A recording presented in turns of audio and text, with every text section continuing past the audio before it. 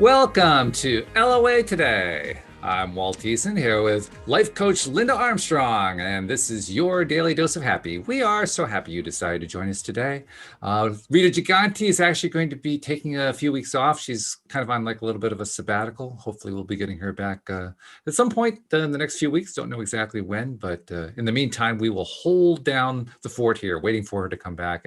And Linda is ready. She is like entrenched. She is warm. She's got a space heater. She's got this beautiful bluish purplish thing on. I mean, you're looking good. You're looking happy today. Yeah, good. Thank you. Yeah, so good stuff. Yeah, and especially considering here in the northeastern part of the United States, we are expecting some cold weather over the next couple of days. So it's a good time to batten down the hatches.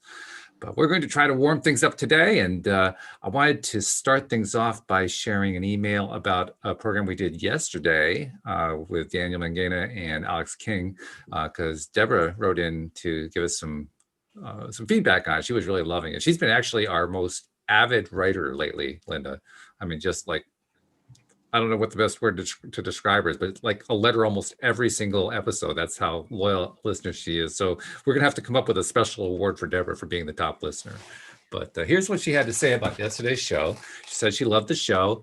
The show, we spent a large portion of the show yesterday with another message that she had sent where she had listed a bunch of things that she likes to do to keep her vibe high. I had mentioned previously that I have a list on my wall of go-to things to do if I'm needing to get my vibe into a better place. And if I find that I'm not in a good feeling place, it's how it is. It gets hard to think about, well, what are my high vibe things? I can't remember what any of them are. Well, that's why I keep them written down. So she liked that idea. She ran with it and gave us a whole bunch of her ideas yesterday. They were really good. Alex and Daniel kicked in some of their favorite things too.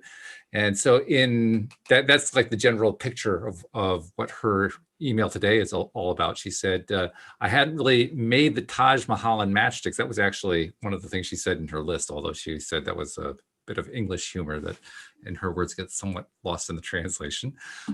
She said, sound frequency healing sounds are amazing.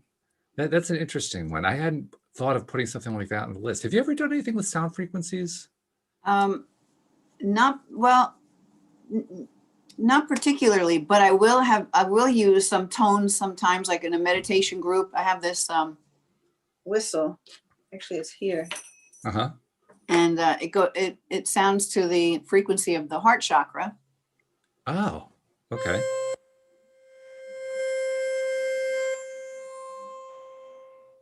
So I know that when I would and I'll use it throughout the meditation every now and then. And I know that the people afterward will say, wow, when you did that tone, I felt this expansion, or they felt something shift in their energy. Wow.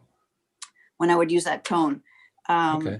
And then, of course, I don't have it next to me right now. There's tuning forks with different frequencies, right? True, and so, yeah. Like, I have one that's to the frequency that will, zap your crystals clear to their normal perfect state. Mm-hmm. And that sound, it does do something. I mean, that's why music does something to you too. It's all vibration, right? Yeah. So this, let me see if it says it here. I need my glasses. I forget what the frequency of the heart is. Jeez, I don't remember, but it probably says it on this thing. You got a ton of crystals hanging there. Oh, there's another thing with tone. Got some bells. Yeah. Why can't I remember what the frequency is? Hold on. 528. 528 hertz. Okay. Yeah. So that, and it does make that difference, Then I have, even these types of bells, you can get them for different tones. Mm-hmm. Like I'll clear the energy in a space by using these tones, or with the crystals I use the other. Yeah. But I can't say that I've used it to shift my vibe. But that's a good idea. It is a good idea. Actually, when I first was reading it and then read it here on the show, I thought about what they call singing bowls. Where you get the tone going and it just kind of carries and carries and carries. Yeah, I got one of those right over there. You do? Okay. So yeah, well, that's a cool idea for adding to a list. That's good. She Yeah. goes on to say she's just had to say how she loved the way Alex looked yesterday. Alex was looking good. Alex has been dealing with her medical issues lately, and she was looking very good yesterday. So that was really, really good to see. And she also said that Alex made a good point about journaling the gratitude, especially when we're not feeling it, because I guess that's when it's most needed, which was the point Alex made yesterday. That's a really good point.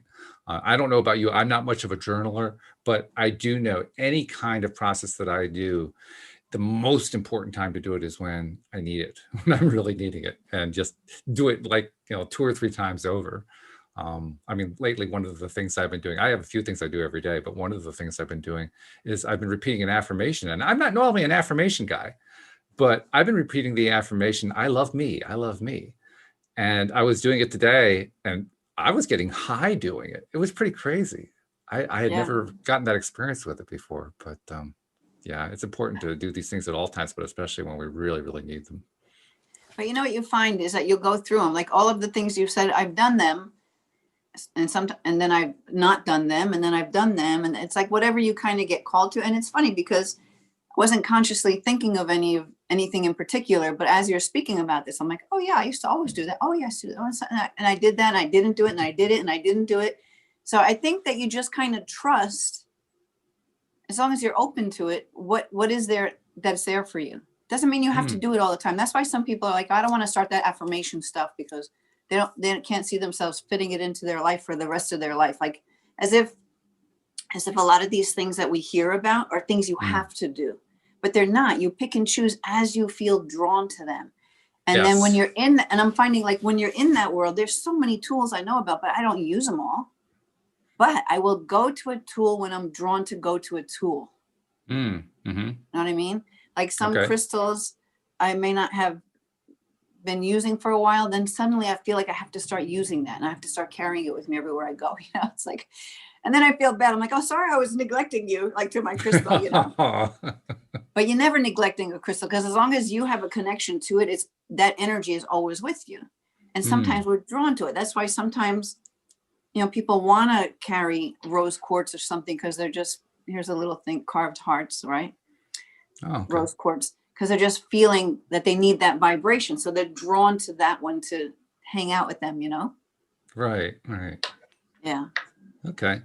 And then to finish off Deborah's Hold email, on, wait. she said, so I don't know if I was clear. So I just want to make it clear to people. Like if you go through that whole list, it's not like these are things you must do to feel good. It's like you have so many options to just trust yourself to what will work for you. And then if you feel it doesn't work anymore, find another one or it'll just show up for you. Yeah, the list isn't designed to create a way to force you to do stuff. It's a go-to thing in case you can't think of anything. If you need like a reference, like, oh, give me an idea. I don't know what to do right now. Oh yeah, I forgot about that. Yeah, I can do that one. I'll do that. And to trust yourself that like, so what, this one worked for like 10 people, and you're like, it doesn't draw my, I don't like it. Right? Mm-hmm. But they're even afraid to say I don't like it because it worked for those people. Yeah. So it doesn't matter. There's like no conditions or no right way. You just like, oh, wow, it's great to have this list because if I get kind of stuck, I don't know what to do to help myself, then I can look and see which of these is calling to me. Exactly. Yeah. Interesting thing along that line too, on those occasions, and I'm really pleased to say it doesn't happen very often anymore, which means I've been really successful in working on my own vibration. But on those occasions where it does happen, the way you said it was, which one is calling to you? I find it's the first one I look at on the list. I look at the list and my eye is just drawn to the one that I need to do. I don't even have to go reading through the list. It's right there. It bounces out at me. That reminds me of those things you'll see sometimes like on social media somewhere, and it has all the words and it says, what word pops out at you first? And there's a million words in there, right? Exactly. It's kind of fun, Yeah. So anyway, finishing Deborah's email, she says, great to hear that Daniel's doing the Taya boot camp. He's doing David Strickle's program. And she is eager to hear his progress. She's sure it will be amazing. I agree. We had quite a conversation about that yesterday too. She says she's doing the Taya money mindset course now. Good for you, Deborah. And thinking the boot camp is next on her list. Good. And see that there's another LOA Today listener on the course with her. Oh, very cool. Okay. So you got a little bit of a community going on there. So that's good. And he also mentioned how powerful Dan's money game is. Yes. Oh, that was fun. I got to tell you this story, Linda. I told it yesterday, but I'll tell it to you today. I don't know if you're familiar with Daniel's ebook, The Money Game. It's essentially a series of steps to just incrementally attract more and more money into your life, starting with a very, very small nominal amount, and you just kind of edge it up over time. Basically, there are 3 phases. Each phase, you're trying to attract attract money 5 different times. This is just out of thin air money, not money that you're playing any active role in going to acquire. It just kind of shows up out of thin air. Well, I just completed phase 1 on Tuesday, and the way it happened was kind of weird and funny because I got the mail and I opened up the first envelope. The first envelope just had my name and address on it. It was just a big, number 10 envelope, but there was no return address. There was an Oakland post stamp, or not post stamp, but postage mark. And that was it. And I opened it up and a $20 bill falls onto the floor. And I opened the envelope and there's no note. I'm thinking, what? Somebody sent me a $20 bill and didn't tell me why? That was just so weird. You know what? That's fun because that's obviously someone who watches the show, most likely. Probably. I don't know. I got in the mail in a FedEx envelope, $100 bill one day. Did you? Oh, that's and the return cool. address was the universe. I love it. I knew it was from a client, and I actually was able to figure out who it was. Oh, you were? Okay. It didn't say anything, Well, I haven't figured out this one yet, but it was great. I loved it. And then I showed it to Louise because it was such a fun thing, right? And we're both kind of remarking on it, like, no, there's no name on it. There's nothing. Like, okay. So she says, well, you're buying dinner. And, not that $20 will buy a dinner, but you'll buy part of a dinner anyway. So I said, okay, no problem. So I went back to my office and picked up the second piece of mail, opened up the second piece of mail. It was from Toyota about a car lease that I had turned in 1 year before and saying they owed me $249 for overpayment of property tax. Woo-hoo! What? Overpayment of car property tax? Yeah. Yeah. It's like, okay. So I got not 1, but 2 in the same day, which was pretty crazy. Yeah, that's the universe letting us know, letting you know, and you letting us know just how abundant it really is. Oh, yeah. And it's fun. I mean, talk about vibe raising. I was laughing about it from the moment that it happened. Louise and I were just talking about it and smiling and feeling good. And it's amazing. I mean, it doesn't even matter what the monetary amount was. It's just amazing what you feel when something like that comes through and you recognize it. Because that's been a big thing with me. I found out I have a tendency to overlook when money comes in. I proved that by doing Dan's course. That there were a couple of times where money came in and I didn't even notice it till like a week later, like, oh my God, that was the thing that I requested. Yeah. And also it's a great validation for Dan's course because you're focusing on doing whatever it is he has set out. Oh yeah, exactly. And what you're receiving, what you're focusing on. Exactly. Yeah. So it's cool and it's fun and it's definitely worthwhile. So anyone who has perhaps thought about doing what Dan lays out in the money game, it's built into the LOA Today app. So, it's right there. It's free. Start putting it to use. And I know there were a few other people who were listeners who started doing it at around the same time I did. I started in August. So this has been going for 5 months. And I haven't heard any updates on any of that. So any of you who started with me, if you have kept going, let us know what's been going on. In fact, use the LOA Today app to use the question form and just send in some information using the question form. So now, since goes on. You said since August, so you've been continually doing something like that. You're following steps for that long, or you took a break, went back? No. I started that day, and what you do is there are basically 15 steps that you're doing, broken up into 3 phases of 5 steps each, and every step of the way you start out that step by writing out a phrase. I can't remember what the exact phrase he uses is, but it's a phrase that basically says, I'm ready to attract X number of dollars. And you start with something nominal, $10, $5, something like that. And then you also write down on a piece of paper, you write this down on a piece of paper. You also write down 5 things that you're grateful for right at that moment in time. and then you fold up the piece of paper and I throw it in the trash, but you put it somewhere where you'll never going to look at it again. And then it comes through at some point, you recognize it, and then you take it in the first phase, you take whatever amount that came in, because the way you write the note out is, let's say it's $5, well, it's $5 or more. So if whatever amount you got that was $5 or more, you take that new number, that becomes your new edge. That's what Dan calls it, your edge. So that's how far your belief system has grown, is the way he's looking at it. And that edge, plus maybe a little tiny bit more, becomes your new number 2 thing to request. So next time you write on a piece of paper, I am now requesting this new amount, $10 or whatever it is. And then here are the 5 things that I'm grateful for today. And you just keep doing this every single time that money comes in to validate what you requested the last time. So over time, you're building your edge up, and you're building up your belief system.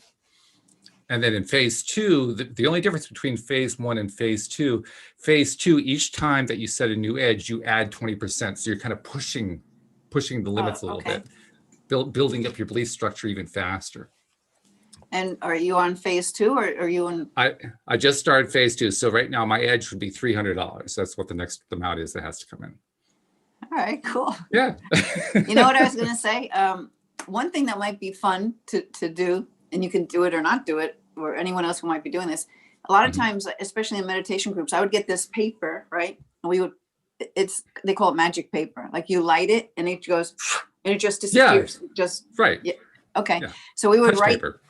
Yeah, we would write what it, in present time, what the desire is, right?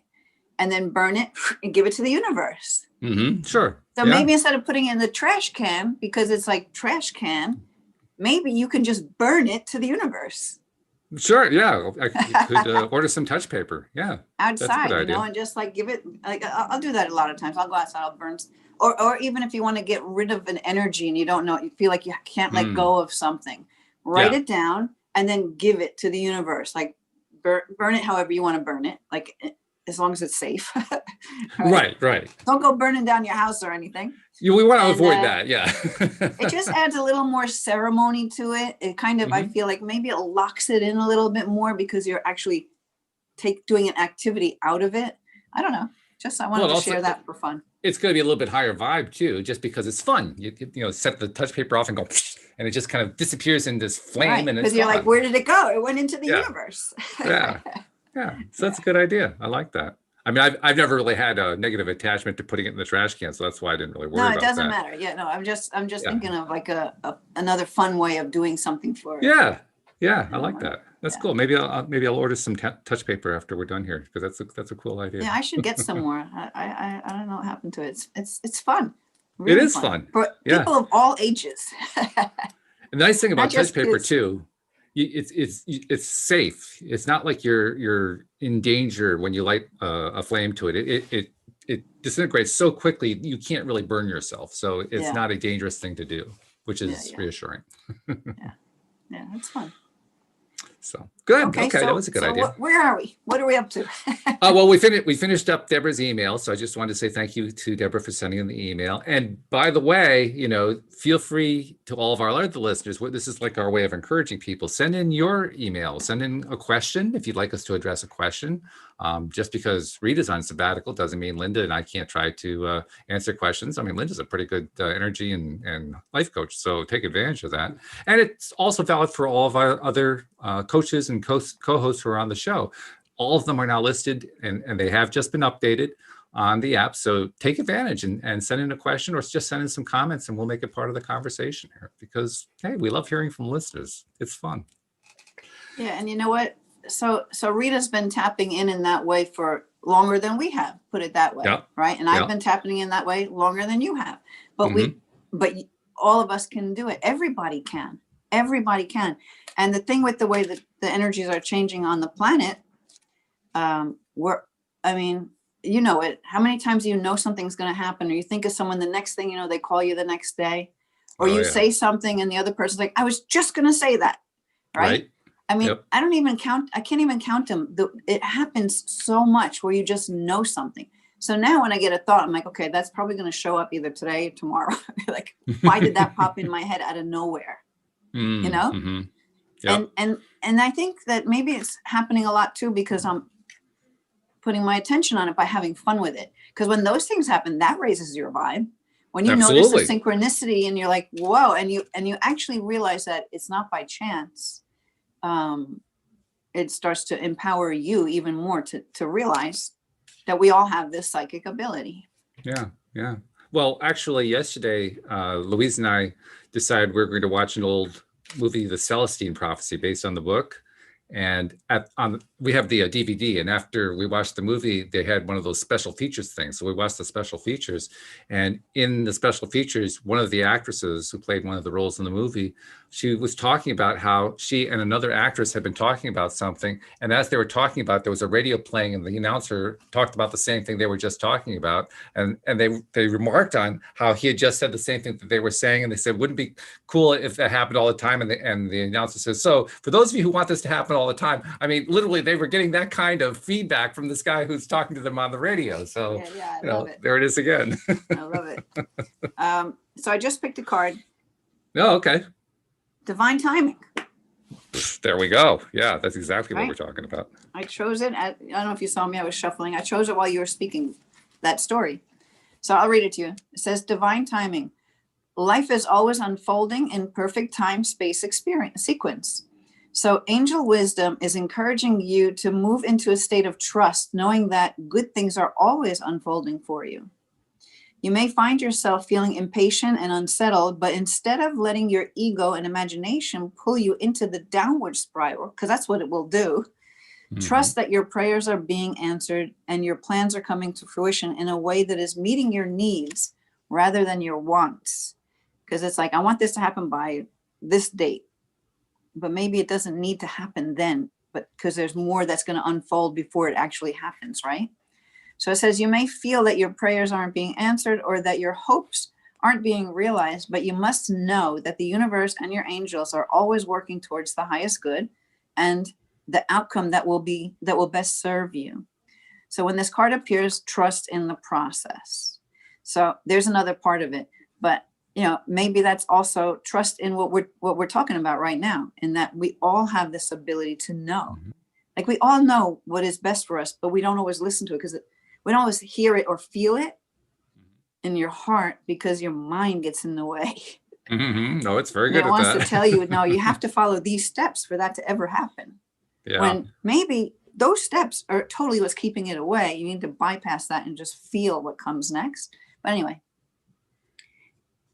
Okay, I know that. And there are times I don't listen to it. So it's normal. It's nice to know it's not just me. Yeah. But when you can see that you're not listening to it because you're giving your power away to maybe someone who you think knows better or has more experience or has been doing this for 30 years. So maybe what I'm thinking is wrong. That kind of thing comes into play for all of us. But when you notice it, you're like, oh man, okay, wait, hold on. And then you can kind of tune in, or then you can ask, even if you feel like you can't tune in, you can ask, oh, okay, God, how does this work best for me? Show me. And then leave it. Ask the universe, let it happen. Okay, so the extended message is this card is a sign that your hopes and dreams are unfolding. You may not think so, but you need to remember that you may be working to human time, whereas God is always working on soul time, which can never be measured or rushed. You're being guided to know that your angel team is with you right now, encouraging you to call in the support of heaven and aligning your current situation with love, because love heals all. Imagine yourself and your situation covered in a golden light and ask the angels to show you the way forward, knowing that they're always working for your highest good. Yeah, you just ask, like, okay, how does this unfold for me? What's next? That's good. Yeah. What can I do? Yeah. I was just going to say, one of the things that came to my mind as you were reading, especially the early part of that card, was I've long had this I don't know how to describe it. I don't want to say it negatively, but because I was going to say aversion, but I've stayed away from the idea of assigning dates to requests. And instead, I prefer to change the request or modify the request to say, or better. Right. Or something I hadn't thought of yet, right. to make it open-ended, because the more open-ended, that we make it, first of all, I find that I get stuff faster that way. And second of all, I find that I get stuff I didn't anticipate, that I didn't expect, because I left it more open. I didn't say to, God, the universe, however you want to phrase it, it's got to be this and this only. Right. Which places, I mean, you'll eventually get that, but you're placing such limits on it that you're just stretching out that period. And of course, you're also increasing your likelihood that you're going to be doubtful over time, or you're going to start to feel a little bit nervous or uncomfortable or whatever. Whereas when you leave it open-ended and basically allow it to come in, whatever is the best way for it to come in, and whatever thing it might be that might be different from what you had in mind, then you get better results. Yeah, I'm totally with you. I'm totally with you on that. I never liked that idea of putting a date down on it. Right. I understand the reasoning for it, but your solution is the solution. It's like by this time, or you could say, or whatever is in the highest good of my soul, or whatever that might be, Yep. And because what I was thinking too is, maybe what is for your highest good can't happen by that date, because there's other pieces that need to come in, but you don't know that. So that's why I like giving it up to spirit, because we can only see so much, whereas, God, spirit, universe, whatever you want to call that, can see it all. Mm-hmm. It sees the whole thing and how it plays out and how things will fall into place. And so, another part, kind of being reminded, like, wait, say what you wanted to say. When you're looking for that date and you're not seeing it, and you're not seeing it, and you're not seeing it, what are you looking at? I'm not seeing it. Right. I've played that game before. That was my bird game. I'm not seeing it. I hunted so much. Oh man, I'm not seeing it. I kept not seeing it until I gave it up. Everything came. Right. Yep. Yeah, it's true. In fact, I would also add on that now this is perhaps even more of an advanced concept. The ideal place to be in is to be okay and happy that the thing hasn't come in yet. To feel like, I'm perfectly fine with that. It's going to come when it comes. That's all right. I'm not in a rush. I'm feeling good about this thing that's coming, and I'm just going to stay in that place and feeling good because I like it. You just described the difference between 3D and 5D. Okay. Yeah. In the fifth dimension, we don't worry about if it's coming ever. See, that's the whole thing. That's 3D. That's mind and control and all of the negative things that could come in. That's 3D. In the fifth dimension, there is no negativity. There is no, it won't happen. It will. And so you don't put, you don't consider that it won't, put it that way. So that's where we're moving towards, right? And most of us, a lot of us are like stuck in between, like on that fourth dimension, like where we're popping in and out of, I do it all the time. Totally 3D, totally 5D, somewhere in between, Yeah. You probably feel that, right? How many times? Oh, God, but the nice thing is that when you're aware and awake to all of that, you can pull yourself up and out by just what we started talking about today. Ways to bring yourself up. Put on a funny music, play some music, dance, go outside, be with an animal, like things that, bring you back to knowing that everything is perfect. Right. Yeah, no, it's absolutely true. In fact, the thing that I love about this approach is because it's all about just feeling good, regardless of whether it's here or not, doesn't make any difference. I find I'm not really all that hooked onto what the thing is anymore. I mean, it's not like I don't want the things. I do. I mean, we still have things that are on Louise's and my list that, we're waiting for it to show up. It's just, I'm just not fretted that it isn't here anymore. It's just, that's not part of the agenda. It's not even part of my thought process. I think that's the part I like the best. It's not even part of the thought process. It doesn't even occur to me that it's not here yet. That's how I know I've made the most progress, because I'm not jazzed about, oh God, it hasn't gotten here yet. That used to be a big deal for me. I have to say, I've been kind of in like a limbo. Limbo, okay. I can't even describe it. It's kind of like, and also moving with, like I had a headache for like a day, and I never get headaches because energy is really moving. I had this weird ear thing going on for a couple of days. I was extremely tired for some days, wide awake other times. because there is a lot of changing going on. And when you're Yeah. aware of it and you can sense it and feel it, like maybe that's part of what's helping me just be, where it's like whatever will be, will be. You know, I haven't done any videos. I haven't even done any promotion. I'm Wow. just like in this kind of lull. Okay. And the funny thing is, I feel like I've got more opportunities since I've stopped trying to have opportunity. Oh, no, I like that. That's Okay, cool. so that's making me stay in this limbo even more. And I'm like, oh, wait a minute. And that's fifth dimension, right? It's like what's going to be will just be. I know I'm here on a mission to help people and blah, blah, blah. So I feel like now my PR guy is going to be God. Cool.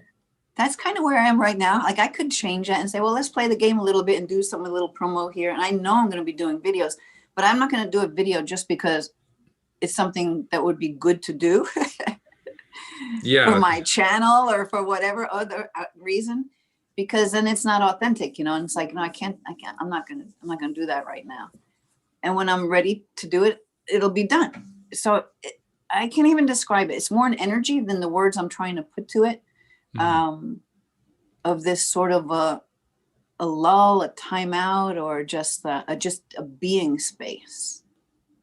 I think a lot of people are doing that. We'll see. Well, I think a lot of people are doing something similar. I mean, well, we already talked about Rita's taking a few weeks off. She's going to kind of being on a sabbatical. Cindy Chavez is doing the same thing. I've got somebody new sitting in her spot for a while until she gets back. And then actually when she gets back, we'll probably be doing 3 like you and I and Rita do on Fridays. I think a lot of people are doing this kind of thing. They're just taking advantage of the fact that we're in this kind of unusual time that, you know, COVID is still raging and all that. And people are dealing with a variety of real world problems. And they're saying, you know, I'm just going to step back. I've been so deeply involved in all this crap that I'm not really happy about being involved with. I'm just going to step back and rebalance and, you know, take a breath. I think that's what's happening. Yeah. And that's good. It's a very good, basically what you're talking about there. What we're talking about is a form of meditation, that they're just clearing the decks. They're clearing the mind. Yeah. And I think it's probably happening more for people who are on the journey already, you know, that can sense the energies. So they're kind of flowing with that and maybe just finding more trust for there's a higher knowing than what we think we know. I don't know. I don't know. I really don't know. Well, plus also nice things happen as a result. Like I mentioned, we have somebody who's now sitting in on Wednesdays for Cindy. Her name is Monique Scott. We met her about 2 weeks ago. And Monique is fabulous. Absolutely fabulous. So what I could have done when Cindy said she wanted to take some time, I could have gotten, oh God, Cindy's going to be gone. But I didn't do that. Now, I have to admit, there is a little bit of a part of the story that I'm not telling. So I'll tell that part now. A few days, let's see, let's give you the chronological order. Monique came on the show about 15 days ago. A couple days after that, I shared with her the links. I always do that whenever we have a guest on the show, share the links so that she could use it, whatever she wanted to do with it. And then she wrote back saying, if you ever need me to come onto the show again, let me know. I said, sure, I'll put you onto my guest list. I always have, you know, people who I can draw upon in case there's a unexpected absence or something. And she said, and if there's ever an opening for a co-host, I'd like that too. And then 2 days later, Cindy says she wants to take a sabbatical. So I was already feeling pretty good. Like, oh, well, I already know who I can ask because I really connected nicely with Monique. But the other part of what I'm trying to say there is I really connected with Monique. And I'm wondering if Cindy hadn't taken that sabbatical, and I love Cindy dearly, and I'll be very happy when she comes back. But if she hadn't done that, would I have given myself the opportunity to get to know Monique better here on the show? I don't know that I would have. So it's almost like I got kind of pushed to do something I wanted to do. And the beauty of it is that you don't have to know, because your show is all about high vibration. Yeah. Ultimately, right? Yep. And everyone you're working with, at least when we're on the show, we're always high vibe, even if we had a crappy day the day before, right? It's true. We count on the show to pick it up if we have that crappy day. We're always going to be, no matter what, we're high vibe. I think everybody could probably see that, right? So it's like what I wrote down as you were saying that was everything was already set up because the energy already exists for what you need to come. Yeah. Right? Yeah. Yeah. That's something I did learn fairly early on in the process of doing this show. Because, well, I started off, Louise and I did the first couple episodes together, and then I had a list of guests that I brought in to interview for the next 2 or 3 months. And then I stopped for about a 6-month period. And then I started doing the show again with, let's see, who did I do it with first? I guess it was with my sister-in-law, Iona. And then shortly after that, she needed to go off and do something else. And I contacted one of those interviewees, who was Joel Elston, who obviously was on the show for quite some time. And from that point onward, I found that every single time that I needed the next co-host, they just appeared right there at the moment that I needed them. Like, for instance, after Joel had been on for about, I think it was 3-4 years, something like that, he needed to take a step back, and instantly David Bartkey showed up. And then David stayed for a few months, and then he left just around the time when I was thinking, I really want to expand this. At that point, I was doing it as a weekly, once a week. And I wanted to expand it to doing like daily. In fact, I wanted to do it twice a day, which is what I did for about 1.5 years. But I didn't know who I would get to do all the days, because Joel was coming back, but he couldn't do it more than once a week. David couldn't do it that often. In fact, he wanted to go off and do other stuff. So I just kind of put it out there, and I just put out a couple quick feelers, and bang, I got 3 instant co-hosts: Cindy, Wendy Dillard, who was on for about almost a year, and Tom Wells, who was on for about 1.5 years, all on the same day. I mean, they all showed up on the same day. Yeah. And it just kept going like that. So I've had a lot of co-hosts. There's been some churn there, I guess you could call it. But every single time that somebody needed to leave, somebody else was right there, and I didn't have to do anything. Right. It was so cool. So I've gotten used to that. So you just know that that's just the way it is. Yeah. I mean, I remember when you came on, I can't remember who it was you were replacing, but I remember it was right after we had done our joint book. We had like 40 of us who did this book about manifestations. And the first person that came to mind was you. So I sent out a message to you, and you instantly got back saying something that most people said, yeah, I've been thinking about doing a podcast. Everybody who has come on has said the same thing. I've thought about doing a podcast. I mean, it was perfect. Absolutely perfect. Yeah. It was. Cool Oh, journey. it's amazing. It's amazing how this stuff works. Just amazing. I think the best part of the whole thing is, even though it's amazing and it's been going on for, well, this is now 8.5 years I've been doing this podcast, the amazement doesn't go away. Every single time a new piece of evidence pops up, a new example of how all this stuff works, it's amazing all over again. I don't know why that is, but it is. It just goes to illustrate what you're sharing. I guess. Yeah. Yeah. I mean, that's really what we want to get across to people, right? And here it's just happening for you. You're not really doing anything to make it happen. It's just happening. And sometimes I do things. I mean, it's not like I'm always just couch potatoing, but it's not like I have to go work for it either. It's not like, oh God, I don't know what I'm going to do next. That never happens. Yeah. It never happens. No, and you're not like, sometimes people think when they're manifesting, like they do it in a way that's maybe pleading, like this has to happen this way, like, okay, like but you don't hold that energy around it. So that's that energy doesn't work. That doesn't work at all. I mean, when you were reading the card on divine timing, one of the things it mentioned, it made reference to was I don't remember how it said it. Something about getting the answer of yes, and it occurred to me the answer is always yes. The question is, what were you asking for? Because you may think you're asking for X, but your vibration says, no, I'm asking for Y, and Y is something I don't like all that much. I first heard that from T. Harv Eker. He's like, the universe knows one word. You know what it is? I love it. Yes. Whatever you say is a yes. Mm-hmm. So if you walk around all day saying, oh man, I'm so fat. I've done that. I'm so fat. Guess what? Oops. your weight goes up. I mean, it just does, right? So you gotta walk around saying, I'm so skinny. Yes.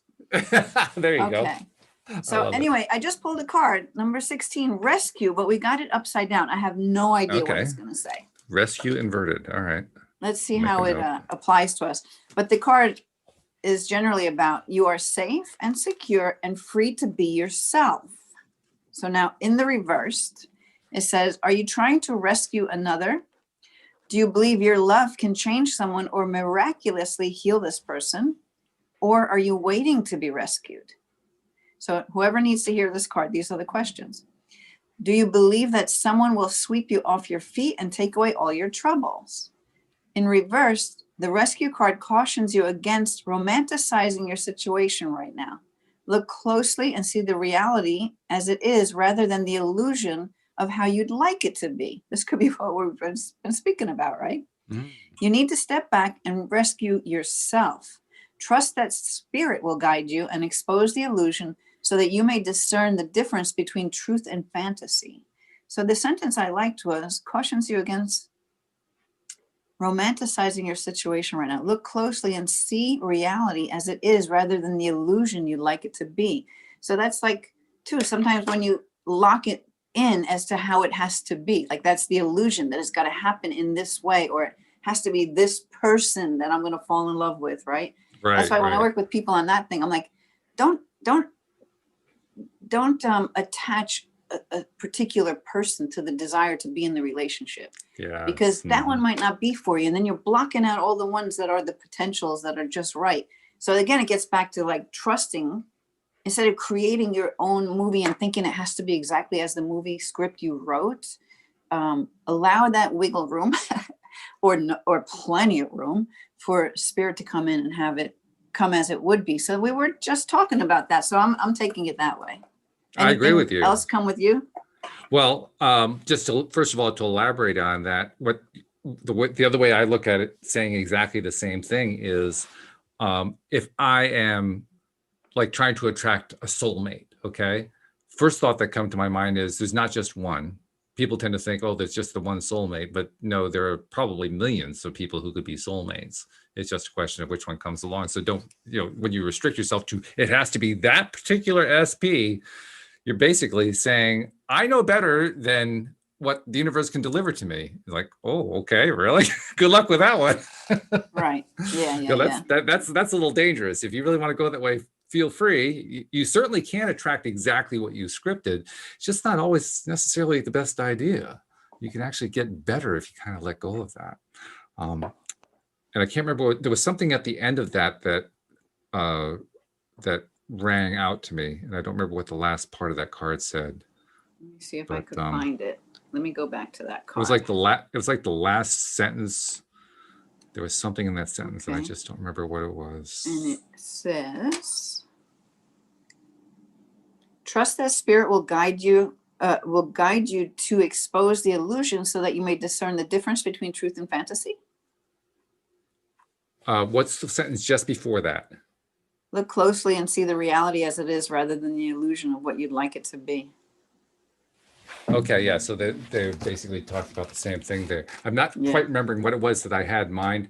I think it was like if you're locked into this idea of your fantasy, of your dream state, there's nothing wrong with being locked into it. The question that I always ask myself, though, is it really the one that feels good to me? Because I find very often I can easily lock into something that actually doesn't feel very good to me. It feels maybe okay or better than that horrible feeling I had before, but it doesn't necessarily feel good. So when I hear you reading that card, I'm thinking it's kind of a reminder. Don't go based on what you were feeling yesterday or even what you were feeling a moment ago. Go with what you're feeling right now. It's not necessarily the same feeling. Our feelings are bouncing all over the place, from moment to moment. So getting locked in is not the best thing. I think the important part about what you're saying is feeling it, not thinking it, but right. Oh yeah. It. Yeah. Like what, if something feels if something feels off, then something's off, Mm-hmm. So, and then you can ask too, like, all right, Spirit, show me what would feel right. What is that? If I'm not seeing it yet, what is that? Show it to me. Yeah. I'm reminded of something that Cindy once told me in a story that she told. She told about how she, in her first marriage, it turned out to be a rather abusive marriage, and she stuck with the marriage longer than she should have. And what came out of it was her realization that early on, she had gotten a sign that said, this was it. This was the marriage. This was the relationship. And what she had forgotten was that was a sign then. That's not the sign for all time. That was the sign for then. So it's kind of like driving down the highway and you see a sign, and then you drive another 100 miles and you expect the rest of the 100 miles to match what that sign said 100 miles ago. That's not the way signs work on the highway. Yeah. You're going to miss an exit if you do that one.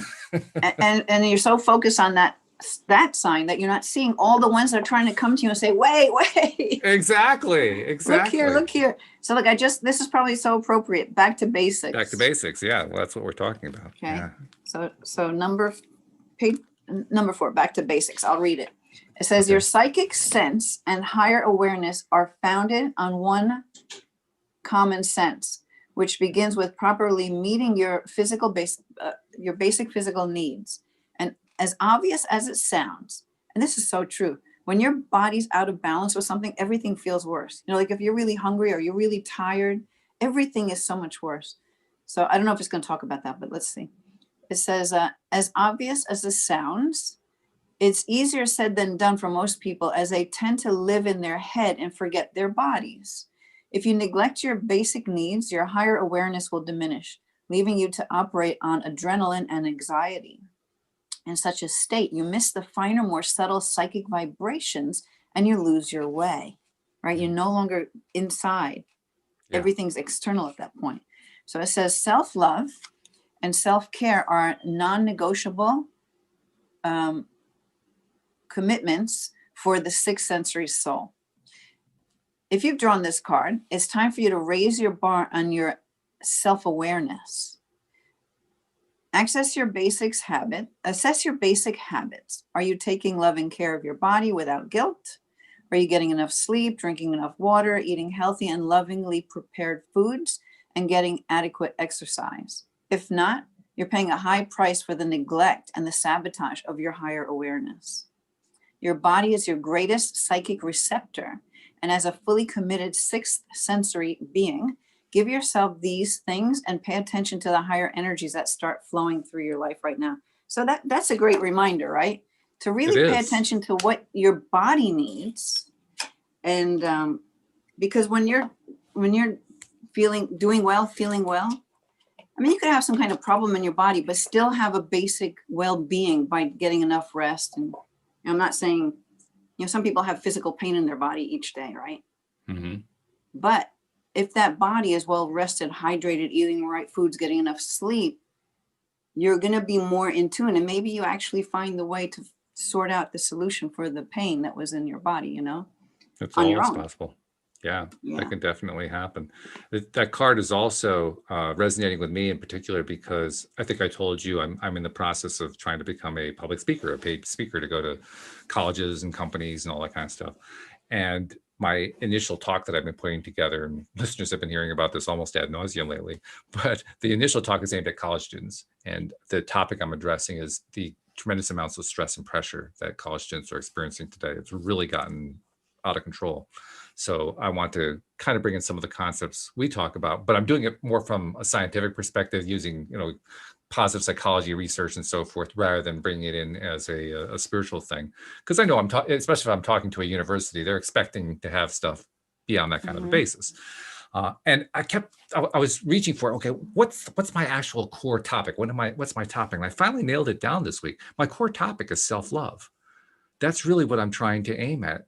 And the way that I'm tying it into my core talk is I'm going to be telling the story of what happened my freshman year of college, when I ended up, much to my chagrin, rooming with two guys who ended up being the biggest drug dealers on campus. So I basically lived an entire year with drug dealers and parties going on in the room constantly and never being able to get away from it for a year. And what I didn't know at the time, and this is like the core lesson that I learned from the thing that I'm going to try to teach students to understand. What I didn't know at the time, and what nobody could really teach me at the time, because my parents didn't know this, my teachers didn't know it, my peers didn't know it, none of the adults that I knew it. None of us really understood the incredible importance of building self-love. and or increasing it or enhancing it. We have this tendency, I think, to kind of pretend like, well, sometimes we're showing we have self-love and sometimes we don't, but we always have self-love. Self-love is always there. That's not the issue. The issue is, are we building it? Are we increasing it over time? Because literally, that's what we do here on the show. Every single thing that we're doing about, having your daily dose of happy is about building that self-love, that self-esteem, that self-confidence. If I had had that knowledge at that point in time, I think I probably would have, first of all, gotten out of that room a whole lot faster. I would have had a much better experience in my freshman year, in the rest of college, because I transferred. After that first year, I transferred to another school. But what do we talk about here on the show? I took myself with me. So the problem followed me along. I didn't have drug dealers that I was living with, but the same kind of thing of getting into situations where it wasn't what I wanted to be in and I didn't understand how it happened and so forth. I brought myself along, and so I made it happen again. Well, self-love, once again, if I had been building self-love and if I had understood how to do that and why to do that, my experience would have been entirely different because I would have felt confident. I mean, and deserving, and deserving. Yeah.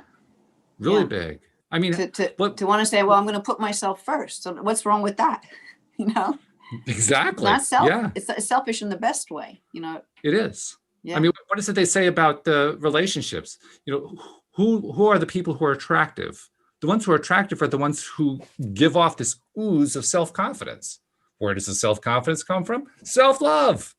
Yeah. Somebody who goes out and makes $1 million with a huge idea, they plowed through regardless of what everybody else thought about it. Did they get there by having low self-esteem? No, it doesn't work that way. You got to have more self-love if you're going to get to a place where you're going to succeed in the business world. If you have a health situation, you're dealing with, some dread disease or a chronic condition, are you going to climb out of that one with all the best doctors in the world if you don't improve your self-love? Not really. The situation you were in is partly because of your self-love at that time, the level that you had. Well, yeah. Yeah. Also patterns and programs, programs, because like you look at the battered woman and how many times do they get back in the same situation, right? Because it's an energy that they're familiar with, which is lacking self-love and knowing that they're deserving of so much better, right? Exactly. Yeah. And really, self-love is the core. It Everything really is. comes down to love. I mean, that's what we're made of. We're just this energy, this light energy, which is love. Oh, and the other thing that occurred to me too, and I'm still not quite sure how I want to tie this into my talk, but I want to tie it in. We have a tendency as a society, as a culture, a global culture, not necessarily just America or whatever, to push the idea that we should be giving love to others. And that's a good idea. I'm not saying there's anything wrong with it. Don't get me wrong. But there's a piece that gets left out of that. You've got to have love to give before you can give it. Where's it going to come from? It's going to come from the self-love. So even there, it becomes essential. Yeah, and again, the example which we use for a lot of things is what they tell you in the airplane. You got to put the oxygen mask on yourself before you can help your child next to you. Exactly. Yeah. So I'm feeling really good because I found my core concept, and now the talk is coming together. So I'm feeling very, very confident. It's a good thing. And how are you going to first do your talk? Will you go to a smaller group or just dive right in, Walt? You can do it. You talk in front of people every day. It's no difference. There is no difference. No, actually, I feel very, very confident about the talk now. I'm still, nudging and piecing and tweaking and all that kind of stuff. But if I had to, with just what I have right now, I could easily give the talk. That's not a problem at all. So I'm putting together a web page so that I can, refer people to the web page who I'm approaching. I'm going to just start reaching out to colleges and universities. That's my first step. Just finding out who does the hiring of speakers and put myself into as many hands as I possibly can. I picked up 4 books that I read over the holidays about how to create a career as a speaker, and one of them made a really, really good point. You want to be reaching out to like 15 to 20 new contacts every day. So that's going to be my goal, to just find 15 to 20 new contacts to reach out to every day, and just trust that it's going to work. Don't forget to ask your guidance to lead the way. Oh yeah. Yeah. Because then the right things will just pop up as you're looking, as you're moving along, researching, looking at who you think you want to talk to, and just feel your way through all of that, which you'll do. And the way I actually have learned works best for me to do that is to simply start by first getting myself into a good feeling place. Get myself to that high feeling place. As soon as I'm there, that's when I get the best ideas. That's when I get the best clues, the guidance, all that just kind of pops in just because I'm feeling high vibe. If I don't do that, if I come into it, feeling relatively medium or low vibe, I don't care what guidance I get. I'm not going to hear it. I'm just not going to know what it is. You know what? I think, like, I don't know, because I don't do this, but I'm wondering, are you going to have,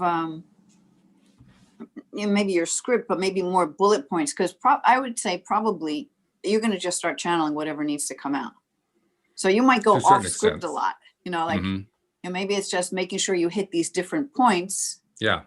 Like, I don't know how you plan to do that, but I guess I'm just making the point that however it is you structure it, you just want to be open for however it wants to come out, because you'll probably, just like in this show, right? We don't know what the heck we're going to talk about, but it just comes and then it's out.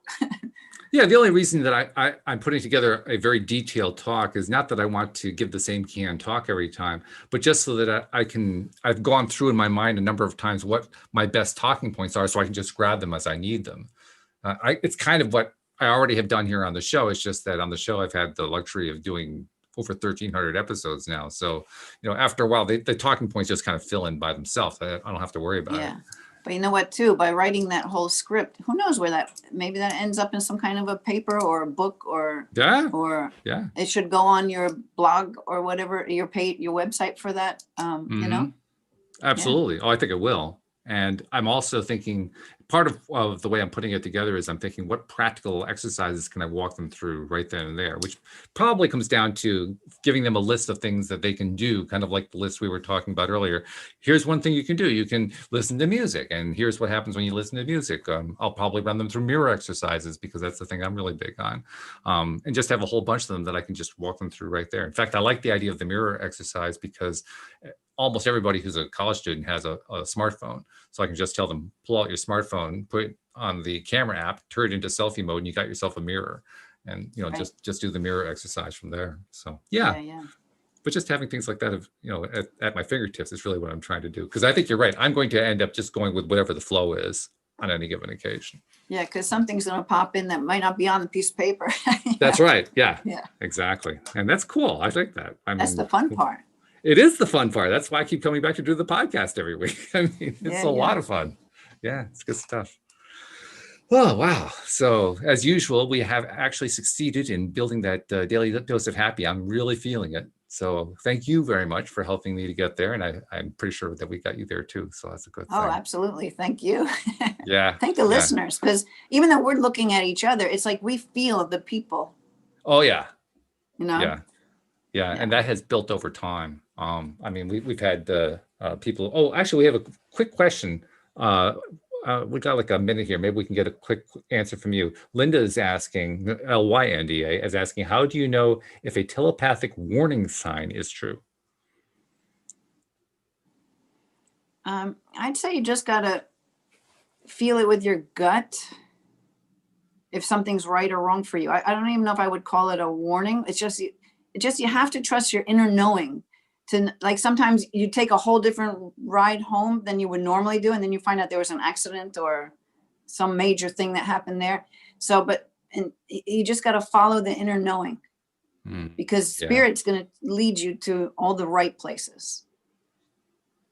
So I wouldn't even look at it like a warning. Maybe it's just like a guidance to wait, go this way instead of that way. Okay. Yeah. That's a good way to wrap things up. I don't know if that answers it, but I think it's a good answer. It always comes down to, you got to really feel what you know. Yeah, that's good. All right. Well, that's a good way to summarize the show today. So thank you very much. Looking forward to talking to you again next week. And I hope everybody has a great weekend. And we will see you all next time here on LOA Today. Goodbye, everybody. Bye, everyone.